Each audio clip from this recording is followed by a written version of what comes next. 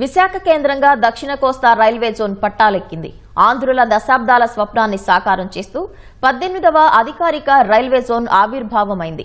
మరింత సమాచారం మా ప్రతినిధి ఆదిత్య పవన్ ప్రత్యక్ష ప్రసారం ద్వారా అందిస్తారు. విశాఖపట్నం కేంద్రంగా దక్షిణ కోస్తా రైల్వే జోన్ ప్రారంభమైంది. నా వెనుక కనిపిస్తున్నటువంటిది ఇదే దక్షిణ కోస్తా రైల్వే ప్రధాన కార్యాలయం. దక్షిణ కోస్తా రైల్వేలో 4 డివిజన్లు ఉంటాయి. విశాఖపట్నం, విజయవాడ, గుంటూరు, గుంతకల్లు. ఈ 4 డివిజన్ల డిఆర్ఎంలు ఇక్కడ ఉన్నటువంటి జోనల్ మేనేజర్ జిఎం కార్యాలయం పరిధిలో పనిచేస్తారు. సందీప్ మాధుర్ నేతృత్వంలో ఈ మొత్తం 4 డివిజన్లు పనిచేస్తాయి. సుమారుగా 385 స్టేషన్లు ఈ పరిధిలో ఉన్నాయి.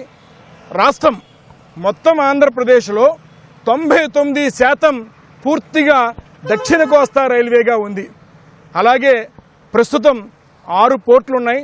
అదనంగా మరొక 5 పోర్టులు, మొత్తం 11 పోర్టులు ఈ పరిధిలోకి వచ్చే అవకాశం ఉంది. రానున్న రోజుల్లో ఒక ఆర్థిక పరమైనటువంటి బలమైన ప్రగతికి ఇదొక చిహ్నంగా భావించుకోవచ్చు. ఎన్నో దశాబ్దాల నుంచి కూడా ఉత్తరాంధ్ర వాసులు, ఆంధ్రప్రదేశ్ వాసులు ప్రధానమైన కళ ఇది. ఆంధ్రప్రదేశ్ పునర్విభజన చట్టం 2014 ప్రకారం ప్రత్యేకంగా ఆంధ్రప్రదేశ్కి రైల్వే జోన్ సాధనైందని చెప్పుకోవచ్చు. ప్రధాని నరేంద్ర మోడీకి, ముఖ్యమంత్రి చంద్రబాబుకి, డిప్యూటీ సీఎం పవన్ కళ్యాణ్, ఇతర మంత్రులకి కూడా ఉత్తరాంధ్రలో ఉన్నటువంటి ప్రజాప్రతినిధులు, ప్రజలు ఈ పోరాటం చేసినటువంటి రైల్వే జోన్ సాధన సమితి, ప్రత్యేక రైల్వే జోన్ పోరాట కమిటీ వారంతా కూడా అభినందనలు తెలియజేస్తున్నారు, కృతజ్ఞతలు తెలియజేస్తున్నారు. రానున్న రోజుల్లో ఈ ప్రాంతం ఇక్కడి నుంచే మొత్తం కార్యకలాపాలు ప్రారంభమవుతాయి. ఈరోజు దక్షిణ కోస్తా railway general manager Sandeep Mathur, అలాగే 4 డిఆర్ఎంలు ఇప్పటి వరకు 130 ఏళ్ల చరిత్ర కలిగినటువంటి వాల్తేరు డివిజన్ విశాఖపట్నం డివిజన్గా రూపాంతరం చెందింది. విశాఖపట్నం డివిజన్ ప్రధాన కార్యాలయం విశాఖపట్నం, ఇప్పటివరకు ఉన్నటువంటి వాల్తేరు డిఆర్ఎం కార్యాలయమే విశాఖ డిఆర్ఎం కార్యాలయంగా రూపాంతరం చెందింది.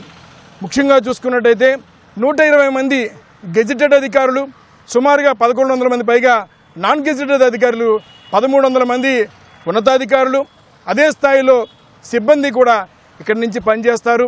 ఇది ప్రస్తుతం విఎంఆర్డీఏ ది డెక్ తాత్కాలికమైనటువంటి భవనం. ఒక 3 సంవత్సరాల తర్వాత సమీపంలో ఉన్నటువంటి ముడసరలోవలో 6వ ప్రాంతం అది. ఆ ప్రాంతంలో 54 ఎకరాల్లో దక్షిణ కోస్తా రైల్వే మొత్తం శాశ్వత భవన నిర్మాణం జరుగుతుంది. ఇప్పటికే శరవేగంగా పనులు జరుగుతున్నాయి. మొదటి విడతగా 106 కోట్ల రూపాయలని విడుదల చేశారు. ఇప్పటికే అశ్విని వైష్ణవ్ ఆ భవన నిర్మాణం సంబంధించినటువంటి డిజైన్లని, ఇతరవన్నీ కూడా ఖరారు చేశారు. చాలా వేగవంతంగా శాశ్వత భవనం నిర్మాణం అవుతుంది.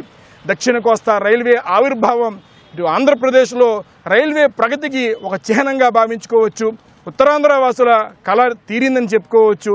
ఎన్నో దశాబ్దాల నుంచి పోరాటాలు చేస్తున్నారు. ఎందుకంటే విశాఖపట్నం పేరు పెట్టిన విశాఖ ఎక్స్ప్రెస్ ఇక్కడి నుంచి కాకుండా బయట నుంచి బయలుదేరిన సమయంలో ఎంతో పెద్ద ఉద్యమాన్ని చేశారు. ఆ ఉద్యమాల ఫలితంగా కేంద్ర ప్రభుత్వం, కూటమి ప్రభుత్వం ప్రజల యొక్క అభిప్రాయాన్ని తెలుసుకుని దక్షిణ కోస్తా రైల్వే ఇచ్చిందనేటువంటి ఆనందాన్ని యావత్ ఆంధ్రప్రదేశ్ ప్రజలు, ఉత్తరాంధ్ర ప్రజలంతా కూడా ఆనందం వ్యక్తం చేస్తున్నారు. సందీప్ మాధుర్ జనరల్ మేనేజర్గా దక్షిణ కోస్తా రైల్వే కార్యాలయంలో కార్యకలాపాలు ఈ రోజు నుంచి ప్రారంభమవుతాయి. మొత్తం దక్షిణ కోస్తా రైల్వేలో ఉన్నటువంటి అన్ని రైల్వే స్టేషన్లోనూ అన్ని ప్రాంతాలలో కూడా దక్షిణ కోస్తా రైల్వే అనేటువంటి పదాన్ని అన్ని చోట్ల కూడా రాశారు. అలాగే విశాఖపట్నం కేంద్రంగా వాల్తేరు డివిజన్ విశాఖ డివిజన్గా రూపాంతరం చెందింది. విశాఖ డివిజన్ కార్యాలయం కూడా ప్రారంభమైంది. విశాఖ డివిజన్ కార్యాలయం నుంచి కార్యకలాపాలు ప్రారంభమవుతున్నాయి. ఇప్పటికే దక్షిణ కోస్తా రైల్వేలో 3 ప్రధానమైనటువంటి రైల్వే స్టేషన్లు ఉన్నాయి. విశాఖపట్నం, విజయవాడ, తిరుపతి ప్రధానమైన రైల్వే స్టేషన్లుగా ఉన్నాయి. రానున్న రోజుల్లో లోకో షెడ్లు వచ్చేటువంటి అవకాశం ఉంది. అలాగే అనేక ఇప్పటికే వ్యాగన్ సంబంధించిన విశాఖపట్నం వడ్లపూడిలో వ్యాగన్ ఫ్యాక్టరీ ఉంది. రానున్న రోజుల్లో మరిన్ని కర్మాగారాలు, రైల్వే పరమైన అభివృద్ధి కార్యక్రమాలకు, నిర్ణయాలకు, అనేక సమావేశాలకు కూడా దక్షిణ కోస్తా రైల్వే కార్యాలయం సంసిద్ధంగా ఉంది. కార్యకలాపాలు ప్రారంభించారు. దక్షిణ కోస్తా railway general manager Sandeep Mathur ఈరోజు ఒక సమావేశాన్ని నిర్వహిస్తున్నారు. ఈ సమావేశానికి 4 విశాఖ, విజయవాడ, గుంతకల్లు, గుంటూరు 4 డిఆర్ఎంలు కూడా హాజరవుతున్నారు. కెమెరా పర్సన్ సురేష్తో ఆదిత్య పవన్, విశాఖపట్నం.